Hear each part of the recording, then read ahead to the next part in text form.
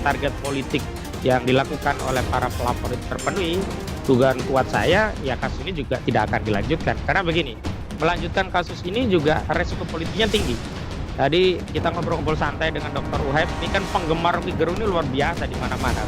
Jadi kalau kasus ini lanjut tentu akan menimbulkan kegaduhan yang bukan lagi menerbitkan keonaran, tapi menimbulkan kegaduhan yang menggerogoti legitimasi Presiden Jokowi. Ya, menghancurkan elektabilitas presiden. Terlepas bahwa presiden tidak akan nyalon lagi karena pilpres besok tidak boleh nyalon lagi karena dia sudah maksimal 2 periode, tapi penting bagi seorang presiden yang akan purna tugas di 20 Oktober 2024 nanti ya, untuk tetap menjaga kredibilitas, elektabilitas dan legitimasinya sebagai kepala pemerintahan.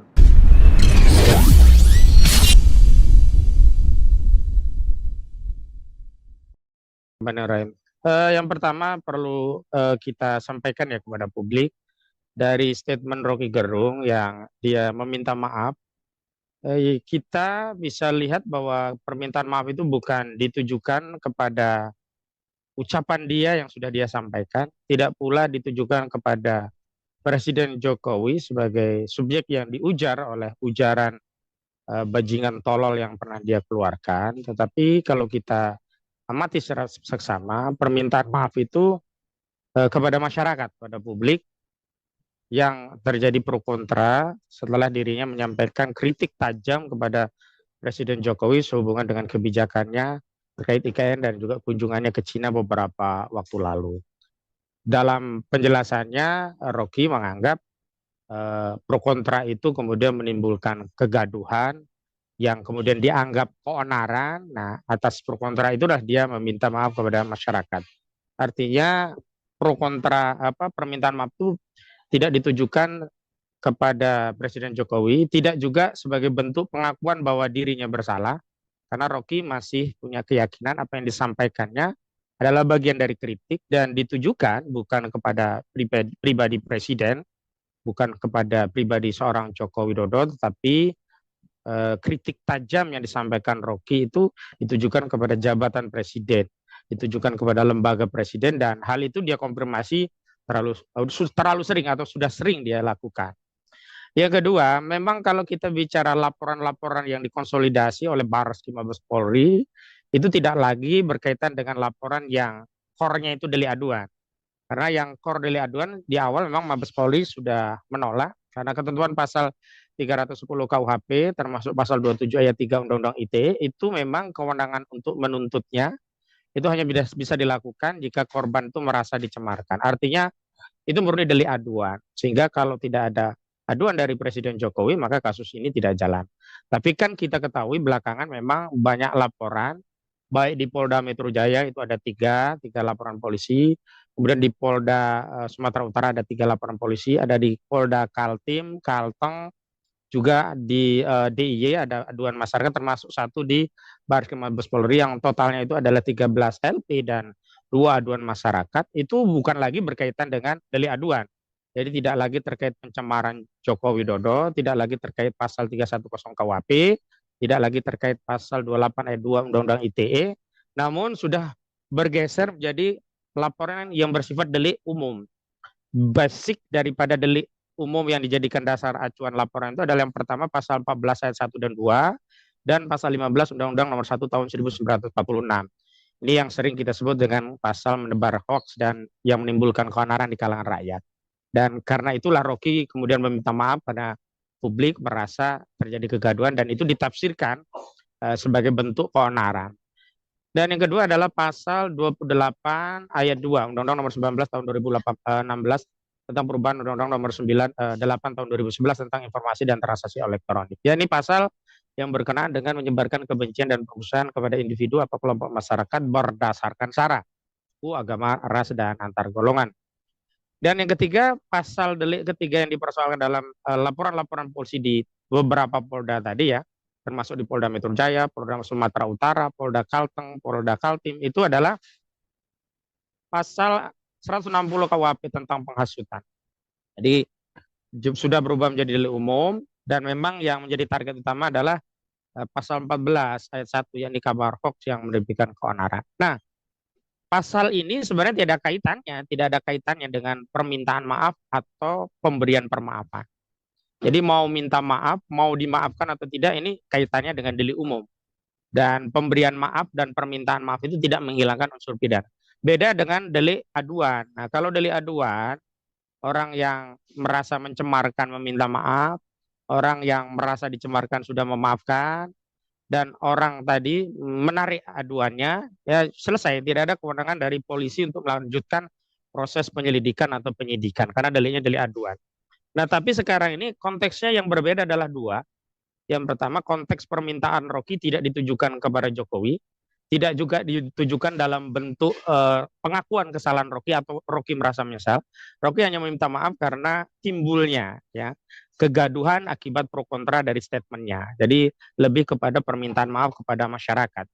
Yang kedua, itu juga tidak ditujukan kepada Presiden Jokowi.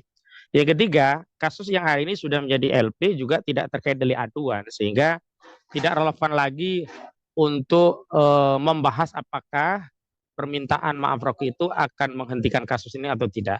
Tapi sekali lagi, kita patut kuat menduga bahwa laporan-laporan tadi tidak bertujuan untuk menegakkan hukum. Ada target politik. Dan saya berkeyakinan kalau dirasa target-target politik yang dilakukan oleh para pelapor itu terpenuhi, dugaan kuat saya, ya kasus ini juga tidak akan dilanjutkan. Karena begini, melanjutkan kasus ini juga resiko politiknya tinggi. Tadi kita ngobrol-ngobrol santai dengan Dr. Uhaib, ini kan penggemar Rocky Gerung ini luar biasa di mana-mana. Gitu. Jadi kalau kasus ini lanjut tentu akan menimbulkan kegaduhan yang bukan lagi menerbitkan keonaran, tapi menimbulkan kegaduhan yang menggerogoti legitimasi Presiden Jokowi. Ya, menghancurkan elektabilitas Presiden. Terlepas bahwa Presiden tidak akan nyalon lagi karena Pilpres besok tidak boleh nyalon lagi karena dia sudah maksimum 2 periode, tapi penting bagi seorang presiden yang akan purna tugas di 20 Oktober 2024 nanti ya, untuk tetap menjaga kredibilitas, elektabilitas, dan legitimasinya sebagai kepala pemerintahan. Kenapa ada target politik? Karena sebelum laporan itu masif dilakukan di berbagai daerah, begitu kan? Rocky sendiri mengaku bahwa ada sejumlah politisi dari partai, ada disebut dari partai Gerindra, ada dari PDIP, itu menyarankan Rocky Gerung untuk segera meminta maaf. Saat itu Rocky menyatakan dua alasan kenapa dia awalnya tidak minta maaf. Yang pertama, dia melakukan ujaran itu kepada lembaga, dan lembaga itu bukan orang, sehingga mau minta maaf pada siapa gitu. Yang kedua, Rocky merasa tidak bersalah karena apa yang dilakukan adalah bagian dari hak konstitusional sebagai warga negara untuk menyampaikan kritik kepada penguasa. Sederhananya, kalau tidak salah kenapa harus minta maaf gitu. Nah, ternyata hari ini Rocky minta maaf, tapi saya lihat Rocky masih mencoba untuk berada pada posisi yang moderat lah. Jadi meminta maaf tapi tidak menjatuhkan marwahnya, karena permaafannya tidak ditujukan pada Jokowi, tapi lebih kepada masyarakat yang kemudian terdampak, yang dianggap terjadi keonaran di tengah masyarakat. Tapi bisa saja target-target yang diminta tadi bisa terpenuhi. Artinya kan Rocky tidak lagi merasa bahwa dirinya full power untuk menghadapi kasus ini. Sudah agak menurunkan tensinya dengan cara meminta maaf, dan bisa saja permintaan maaf Rocky ini dianggap sebagai kompensasi politik yang cukup untuk menjaga marwah presiden yang oleh pendukungnya dianggap sebagai simbol negara gitu. Terlepas itu keliru ya, presiden itu bukan simbol negara, gak ada di undang-undang tentang bahasa, tentang bendera yang disebut presiden simbol negara, itu gak ada. Simbol negara itu Garuda Pancasila, lambang negara itu ya bendera, bahasa kita adalah bahasa Indonesia. Tapi oke lah, kita ikuti saja lah logika-logika relawan Jokowi yang menganggap Jokowi itu sebagai simbol negara. Kalau dalam pandangan psikologi politik mereka, permintaan maaf Rocky ini sudah mengkompensasi ya marwah daripada simbol negara yang mereka bela, ya bisa saja permintaan maaf Rocky itu bisa menghentikan kasus. Tinggal kita lihat apakah dia, ini lawan-lawan ini ya, si relawan Jokowi itu akan eksploitasi atau mengkapitalisasi permintaan maaf dari Rocky Gerung sebagai bentuk kemenangan politik mereka yang sudah sibuk bikin laporan dan mau bikin demo di mana-mana. Nah, hanya kalau memang kasusnya itu sudah jauh bahwa targetnya tak lagi sekedar itu, tapi targetnya adalah pembungkaman terhadap gerakan kritis terhadap rejim, pembungkaman terhadap pihak-pihak yang dianggap akan menghambat ya eh, proses desain kemenangan di Pilpres 2024 karena kita tidak bisa nafikan posisi Rocky ini juga sangat erat kaitannya dengan eksistensi Pilpres dan potensi kemenangan calon-calon tertentu dan potensi akan mengganjal kemenangan calon-calon tertentu, maka target-target politiknya tadi ditingkatkan lagi, tak hanya sekedar melindungi simbol negara dalam bahasanya relawan tentu ya, tetapi juga untuk meningkatkan target politik, yakni untuk menghantam, untuk menjatuhkan mental, menjatuhkan psikologi kaum oposan gitu loh. Ya sederhananya begini Cak, kalau Rocky aja udah keok bisa dikandangin, apalagi Kozinudin, apalagi Faisal Asegaf ya. Kira-kira mereka mau jatuhin mental-mental kita begitu gitu loh. Kalau targetnya itu bisa jadi kasus ini tetap jalan. Tapi sekali lagi kita akan lihat dukungan publik itu seberapa besar kuatnya dan kekuatan konsolidasi kekuasaan itu seberapa kuat. Karena kekuasaan hari ini kita ketahui sudah lumayan ada perbedaan pandangan lah di antara mereka. Dan kemarin sebenarnya sudah mulai ada partai yang ikut bersuara, cuman sepintas laun, nggak berani ngomong lagi. Misalkan dari Partai Nasdem itu kan Taufik Basari coba bicara pembelaan pada Rocky Gerung gitu. Kemudian dari Partai Demokrat juga ada Andi Arief coba juga memberikan pembelaan. Tapi PKS nih yang masih belum tahu saya posisinya pada kasus Rocky Gerung itu apa sikap politiknya. Sebenarnya kalau semua partai itu mau bicara, sebenarnya ini kesempatan untuk melakukan perlawanan politik secara masif karena dukungan publik sudah pasti akan diarahkan kepada Rocky Gerung. Jadi sekarang itu saat Cak Selamat ya mau saya katakan siapapun yang berkonflik dengan kekuasaan sudah bisa dipastikan mayoritas dukungan itu akan berada pada pihak yang berkonflik dengan kekuasaan, terlepas pihak yang berkonflik dengan kekuasaan itu sepenuhnya benar atau ada kekeliruan dikit-dikit lah. Tapi karena posisinya kekuasaan hari ini sudah dipahami oleh publik sebagai common enemy. Jadi kira-kira siapapun yang berani ya berkonflik dengan kekuasaan itulah pahlawan kita. Begitu Cak, pengantar dari saya. Ya, terakhir ini 3 menit, 4 menit saja. Apa Ya, silakan. kira-kira apa kendala formil dan material dalam kasus ujaran bajingan tolol Presiden Jokowi oleh Rocky Gerung ini dan apa yang perlu Hampir dikawal? hampir tidak ada kendala bagi kekuasaan. Kalau dia mau mah hajar aja. Saya sudah sering menghadapi kasus-kasus sama seperti kasus Gus Nur itu. Tidak ada ijazah aslinya saja, hajar aja tetap aja fonis. Tapi kalau dukungan publik ini kuat, kemudian kekuasaan akan menghitung ulang ya benefit politik yang diraih seberapa, sementara dampak politiknya itu akan berdampak seperti apa. Ketika benefit itu lebih kecil ketimbang dampak besar yang akan dihadapi rejim, saya berkeyakinan mereka juga akan meninjau ulang rencana melakukan tindakan mengkriminalisasi Rocky Gerung, bahkan bisa saja mengkapitalisasi dengan cara misalkan menerbitkan SP3. Kemudian Jokowi bicara bahwa ini tidak seharusnya diteruskan karena ini adalah bagian dari kritik dan berusaha ya sikap bijak dari seorang presiden itu akan mereka kapitalisasi sebagai bentuk daripada bagaimana seorang presiden bisa mengayomi seluruh rakyat yang meskipun berbeda pandangan, yang meskipun punya kritik keras. Tapi kalau bicara legal formal, ya saya katakan mereka bisa melakukan apapun. Tapi misalnya ketika publik itu sudah dikungkung oleh opini yang justru mendukung Rocky, misalkan kemarin dari aspek kebahasaan, Profesor Aceng Ruhendi Saifullah sudah memaparkan pandangan bahwa ujaran-ujaran tadi harus dilihat bukan hanya teksnya tapi juga konteksnya, juga dilihat dari sisi pengujar dan juga pihak yang diujar, sehingga ini sebenarnya tidak layak dilanjutkan karena pihak yang diujar yakni presiden sendiri mengatakan, oh saya itu hal yang kecil, saya masih fokus kerja, ya tentu tidak perlu jadi kasus. Namun sekali lagi saya ingin tegaskan bahwa konfirmasi tentang masalah ini kecil atau tidak itu bukan dari pernyataan Jokowi. Justru ketika Muldoko turun gunung, Valdo Madini ikut ngomong, Mahfud MD ikut ngomong, psikologi kekuasaannya sebenarnya ini sangat besar bagi Jokowi, Cak. Cuman dia kan malu kalau menanggapi secara langsung. Dia pinjam tangan-tangan kekuasaan untuk berusaha membungkam Rocky Gerung. Saya gunakan ungkapan demikian ya. Kita memang dalam pertarungan ini ibarat sebuah orkestra musik yang memang kita tampilkan secara apik sempurna. Memang ada senar-senar yang nadanya minor, dan pada titik itu memang kita harus tutup nada senar yang minor ini dengan alunan musik lain yang bisa menutupi.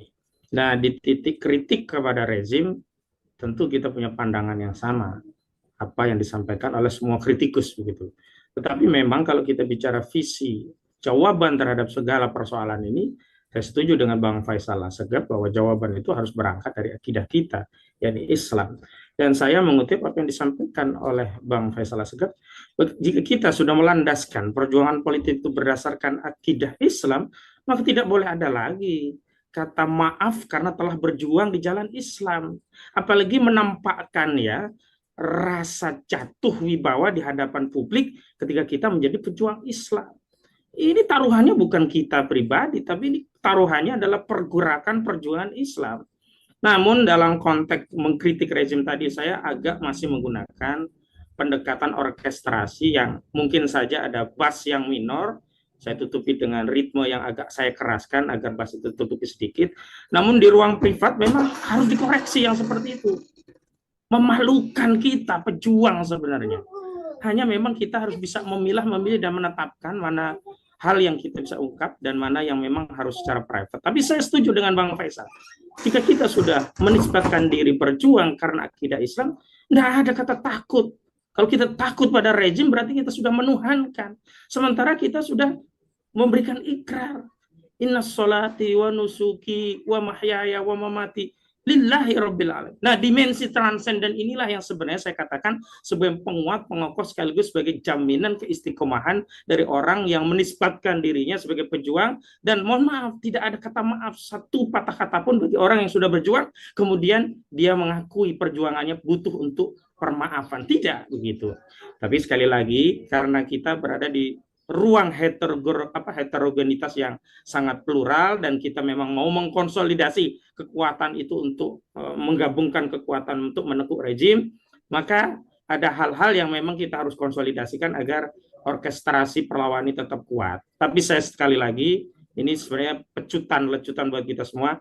Sekali kita menyatakan diri sebagai pejuang Islam, pejuang syariah yang hanya menginginkan Allah Subhanahu wa taala yang mengatur umat ini, negeri ini, maka tidak boleh ya ada sesuatu yang kita takutkan karena kita sudah melakukan satu syahadah kepada Allah, tidak membuat ilah selain ilah itu adalah Allah ya. Jadi tidak boleh kekuasaan itu kita jadikan ilah sehingga kita takut pada kekuasaan. Terima kasih atas masukan semuanya. Itu saja, Cak. Assalamualaikum warahmatullahi wabarakatuh.